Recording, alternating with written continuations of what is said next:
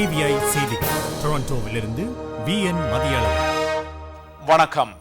வடபகுதியில் கைது செய்யப்பட்ட 45 பேர் தொடர்பாக அவர்களின் உறவினர்கள் இலங்கை மனித உரிமை ஆணைக்குழுவில் முறைப்பாடு செய்திருக்கிறார்கள்.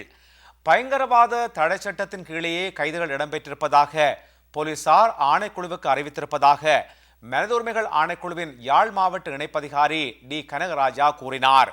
கைது செய்யப்பட்டவர்களில் 3 பெண்களும் 19 வயதான பாடசாலை மாணவர் ஒருவரும் அடங்குகின்றார்கள். வட இந்தியா முழுவதிலும் நிலவுகின்ற கடும் குளிர் காரணமாக குறைந்தது 25 பேர் உயிரிழந்ததாக அரச வானொலி அறிவித்திருக்கிறது. வீடற்றவர்களும் வயது முதிர்ந்தவர்களுமே உயிரிழந்தவர்களில் அதிகமானவர்கள் ஆவர். போக்குவரத்து வெகுவாக சீர்குலைந்துள்ளது. தற்போதைய குளிர்நிலை மேலும் பல நாள்களுக்கு நீடிக்கும் என தெரிவிக்கப்பட்டுள்ளது. சர்வதேச சமாதான தூதுவரான லக்த பிரஹிமி சிரியாவில் கடந்த 22 மாத காலமாக இடம்பெற்று வருகின்ற பிரச்சனைகளுக்கு தீர்வு காணும் நோக்கில் அந்நாட்டுக்கான சீன தூதுவருடன் பேச்சுவார்த்தை நடத்தியுள்ளார்.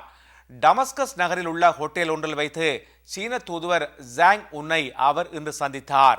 இடைக்கால அரசாங்கம் ஒன்றை ஏற்படுத்துவது பிரஹிமியின் புதிய திட்டமாகும். இதேவேளையில் எதிரணி கிளர்ச்சிக்காரர்கள் ஜனாதிபதி ஆசாத்தின் அரசாங்க இலக்குகளை தாக்குவதற்கென உள்ளூரில் ராக்கெட்டுகளை தயாரிக்க தொடங்கியுள்ளார்கள். விரிவான செய்திகள் டிவிஐயின் செய்தி அறிக்கையில் இடம்பெறவிருக்கின்றன.